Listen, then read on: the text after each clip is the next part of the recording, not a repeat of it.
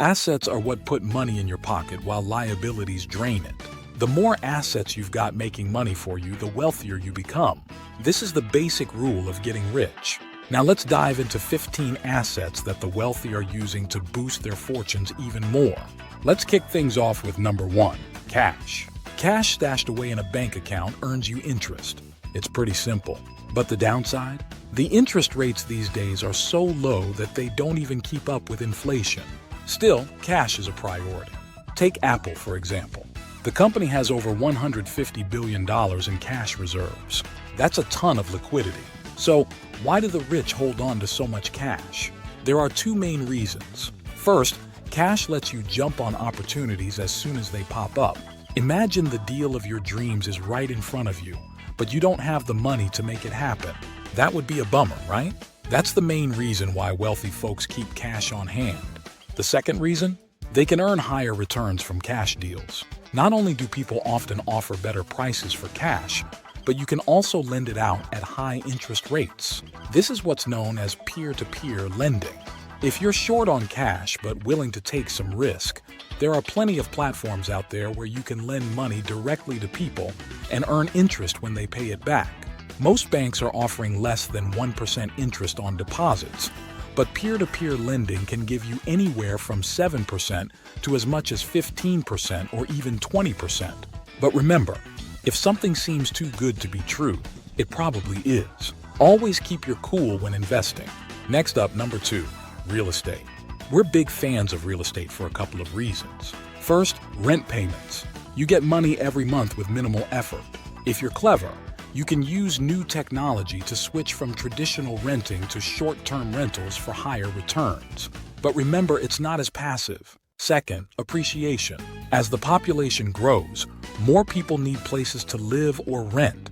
Demand goes up, so property prices keep climbing, making real estate one of the best investments you can make. Now let's talk about different types of real estate assets. There are 4 main ones. 1. Residential buildings where people live and pay you rent. 2. Office buildings where people work and pay you rent. 3. Commercial buildings where businesses operate and, you guessed it, pay you rent. 4. Land which can be farmed, developed, or just held onto as its value increases. One thing to note, the house you live in isn't an asset, it's a liability. It costs you money to live there and doesn't bring in any new cash. Moving on to number 3, bonds. When governments or businesses need cash, they issue bonds to interested investors. By buying a bond, you're basically lending money to the government or a business, and they promise to pay you a certain amount of money regularly. Bonds usually have a set time frame ranging from a month to 30 years. These are generally safe investments because they're often backed by the government. But as you probably know, low risk usually means low reward. Bonds typically offer about a 3% annual return, which is better than most bank accounts, but not exactly thrilling for a new investor. When the bond's term ends, the original amount you invested is returned to you. There are 2 main ways to buy bonds: directly from the Treasury or through a brokerage firm. Number 4 on the list, stocks. Stocks aren't as complicated as those Wall Street movies make them out to be. They're an easy way to own a piece of a publicly traded company. So if a company issues 10 million shares and you own 1 million of them, you've got a 10% stake in that business. This breakthrough in finance has allowed everyday people to own shares in some of the biggest companies out there, with relatively low barriers to entry. Here's what you need to pay to buy a single share in these companies. Number 5, mutual and index funds. While stocks let you buy shares in one company at a time, mutual and index funds bundle together multiple companies, so you're buying into a whole group of them at once. Why is this better? Well, it's more diversified, so it's a safer bet. Statistically, index funds are some of the best performing asset classes. Here are the 5 most popular ones, in no particular order. 1. Fidelity, Zero Large Cap Index. 2. Vanguard S&P 500 ETF. 3. Spider S&P 500 ETF Trust. 4. iShares Core S&P 500 ETF. 5. Schwab S&P 500 Index Fund. Here's the deal. If you start buying stocks one by one, you're more likely to mess it up. You're probably not going to be one of those miracle traders who beats the market every year. You don't have that insider knowledge, and it's tough to compete with the big players. That's where index funds come in. The S&P 500, for example, includes the top 500 companies. When one of those companies drops out of the top 500, it's replaced by a better performing one. Over the last 90 years, the average annual return for the S&P 500 has been about 9.8%. Out of the 5 index funds mentioned, Vanguard is our top pick. Index funds should be in every portfolio for anyone looking to build wealth over the long haul. Number 6. Equipment. Anything that helps you make money or speeds up the process of making money is an asset. If you're a farmer, your tractor is an asset. If you're a programmer, your laptop is an asset. If you're an Uber driver, your car is an asset. Whether something is an asset or a liability depends on how it relates to your income. So, unless your income directly depends on the car, buying a new one is a liability. A lot of people mix these up, convincing themselves that something is an asset when it's really just a drain on their finances because they lack self-control. You don't need the latest, priciest laptop just to watch YouTube videos. Number 7. Patents. Patents are cool, all right? If you come up with something new, you can protect your invention by filing a patent. It's basically a document that says you're the inventor and explains what your invention does. With a patent, companies have to pay you to use your invention. If they don't, you can sue them. Patents are super powerful and valuable in the business world. Just one patent can make you rich, and all the best inventions are backed by patents. For a little perspective, here's a list of companies that received the most U.S. patents last year. But it's not just big companies that benefit from patents. Remember the Slinky? It pulled in over $3 billion in sales. Scott Stillinger came up with the Koosh ball, which Hasbro bought for $100 million back in 1997. That singing fish that was all the rage on walls a few years ago, Big Mouth Billy Bass? Yeah, that was worth over $100 million too. And the list keeps going. The Magic 8-Ball, hula hoops, and pretty much anything you've seen on Shark Tank or those late-night TV shopping channels. Number 8. Trademarks. If patents protect your invention, trademarks protect your symbols, words, or phrases. It's pretty clear why this matters when it comes to a brand's logo or name, but here's where it gets interesting. If you own a valuable trademark, you can license it out to others for commercial use, and they have to pay you for it. Our favorite example is Michael Buffer, who trademarked a certain catchphrase in 1992. You probably know what I'm talking about. You can hear it in your head right now. It's catchy, it's fun, and every time it's used in a commercial setting, Michael gets paid. Since trademarking that phrase, he's made over $400 million. And yes, trademarks can be local or international, but enforcing them can be a real challenge. Just to mix things up, did you know that 1 in 5 U.S. companies says there are businesses in China infringing on their intellectual property? This is one of the reasons China has been growing so fast. There's little respect for intellectual property rights. China is snagging over $600 billion in intellectual property, IP, from the rest of the world every year. That's mind-blowing, right? But let's get back to the main topic, assets that can make you wealthier. Here we go with number 9. Brand and goodwill. Now, there are slight differences between brand and goodwill, but both are super valuable to any business. A brand is like the footprint a company leaves in its customers' minds. It's about what the company stands for and how it presents itself to the world. Goodwill, on the other hand, is the warm, fuzzy feeling people have toward the brand. A brand is something the company owns. It's the image they work hard to create and push into the market.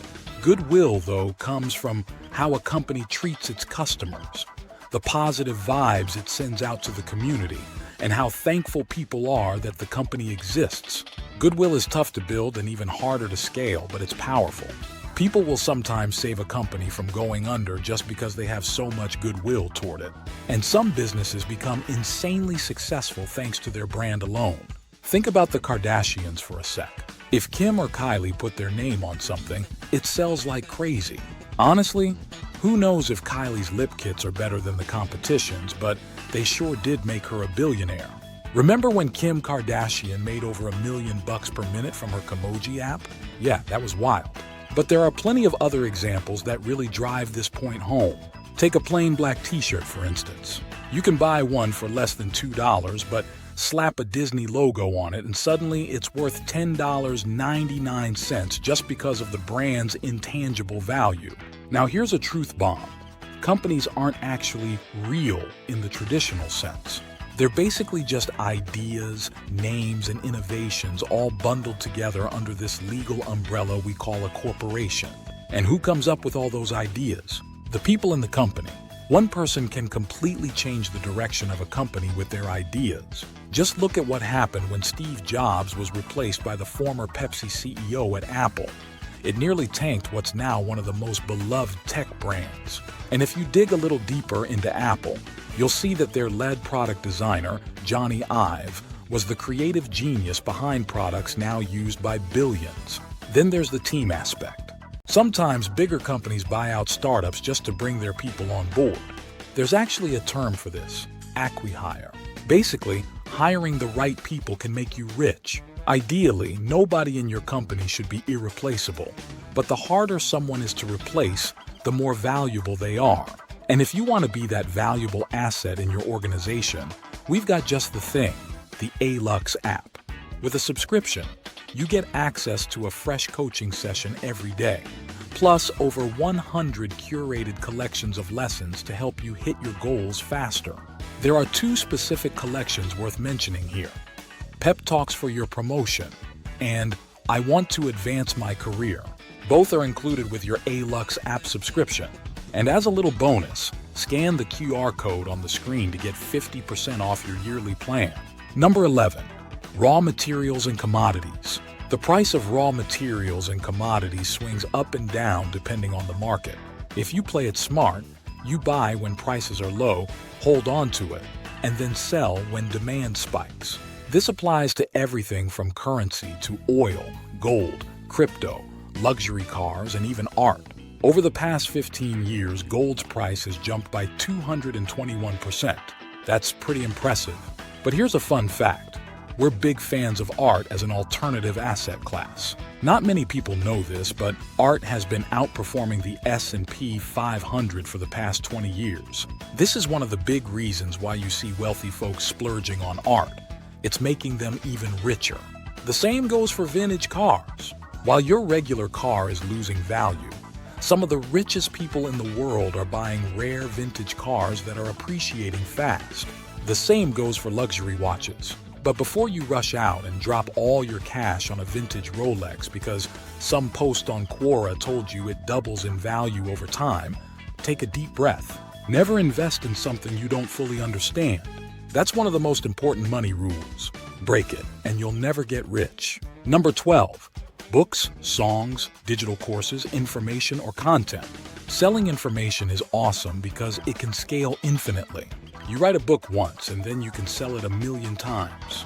The same goes for a digital course, a song, or any other type of info product. Creating and distributing these assets boosts the value of your business and can make you rich. Once your product is ready, your job is to promote it and get it into as many hands as possible. Music is particularly interesting because you only need one hit to potentially be set for life. Take Gangnam Style as an example. C made over $10 million just from that one song on YouTube and iTunes. And let's not forget the merch, shows, licensing deals, and so on. Mariah Carey, for instance, rakes in around $500,000 every single year from that one Christmas hit we all know, All I Want for Christmas. That song alone has earned her over $60 million so far.